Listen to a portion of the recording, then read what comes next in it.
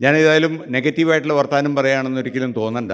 കാരണം എന്ന് വെച്ച് കഴിഞ്ഞാൽ, നമ്മളൊരു ബിസിനസ് തുടങ്ങിക്കഴിഞ്ഞാൽ എല്ലാവരുടെയും മനസ്സിലെ ആഗ്രഹം അത് വിജയിക്കണം, നാളെ നമുക്കെല്ലാവർക്കും അദാനിയാകണം അല്ലെങ്കിൽ അംബാനിയാകണം എന്നുള്ള ചിന്തയിലാണ് എല്ലാവരും ബിസിനസ് തുടങ്ങുന്നത്. But then how many people amongst us do the proper market survey? അതൊക്കെ കറക്റ്റായിട്ട് നോക്കി കൃത്യമായിട്ട് ചെയ്താൽ അറ്റ്ലീസ്റ്റ് നമുക്ക് പിടിച്ച് നിൽക്കാൻ സാധിച്ചെന്ന് വരാം. പക്ഷേ പലരും അതൊന്നും ചെയ്യാതെയാണ് മാർക്കറ്റിലൂടെ ഇറങ്ങുന്നത്, എസ്പെഷ്യലി ഞങ്ങളെപ്പോലെ സിനിമാക്കാർ. കാരണം സിനിമയിൽ അങ്ങനെ ഒരു മാർക്കറ്റ് സ്റ്റഡി നടത്തിയിട്ടും വലിയ കാര്യമൊന്നുമില്ല. കാരണം മോഹൻലാലിൻ്റെ സിനിമയുടെ ഒരു മാർക്കറ്റ് സ്റ്റഡി നടത്തി കഴിഞ്ഞാൽ ചില സിനിമകൾ കോടികൾ കളക്ട് ചെയ്യുമ്പോൾ ചില സിനിമകൾ ബിഗ് ഫ്ലോപ്സ് ആയിട്ട് മാറാറുണ്ട്. So this can happen with every business.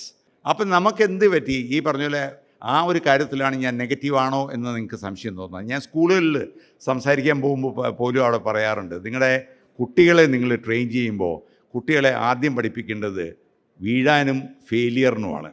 അത് ഏത് ഡോക്ടേഴ്സും എൻ്റെ ഈ അഡ്വൈസിനോട് യോജിക്കും. കാരണം എന്ന് വെച്ച് കഴിഞ്ഞാൽ അത് നമ്മളെന്ത് ചെയ്യും, വീണു പോവും, അല്ലെങ്കിൽ ഈ പറഞ്ഞാൽ ഓടല്ലേ എന്നൊക്കെ പറഞ്ഞ് നമ്മൾ കൊഞ്ചിച്ച് പിള്ളേരെ വളർത്തിക്കഴിഞ്ഞാൽ അവരൊരു വീഴ്ച വീണാൽ അവർ they will never try to come back by ദെംസെൽവ്സ്.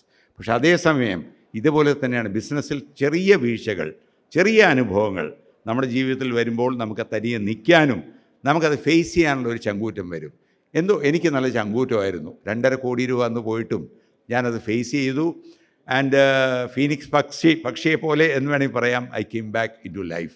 ആ ഒരു ഭാഗ്യം എനിക്ക് കിട്ടിയത് ഒരു ഇൻബിൽറ്റ് ആയിട്ടുള്ളൊരു കോൺഫിഡൻസ്, പിന്നെ ഈ പറയുന്ന ലോകത്തെ ഫേസ് ചെയ്യാനുള്ള ഒരു ചങ്കൂറ്റം, ഇത് തീർച്ചയായിട്ടും നിങ്ങളിലും എല്ലാവരിലും വേണം. Because you are all business people. ഏത് സമയത്തും ഡ്യൂ ടു ബാഡ് വെതർ അല്ലെങ്കിൽ ബാഡ് അറ്റ്മോസ്ഫിയർ നമുക്ക് എന്ത് വേണമെങ്കിലും തിരിച്ച് അടി കിട്ടാവുന്നതേ ഉള്ളൂ. നമ്മളെല്ലാവരും അംബാനിയാകാൻ ആഗ്രഹിക്കും, പക്ഷേ നമുക്കെല്ലാവർക്കും പല ചരിത്രങ്ങൾ അറിയാം. ഈ അടുത്ത് തന്നെ ഡോക്ടർ CJ റോയുടെ കഥ നമുക്കറിയാം, അല്ലെങ്കിൽ കോഫി ഡേയുടെ സിദ്ധാർത്ഥിൻ്റെ കഥ നമുക്കറിയാം.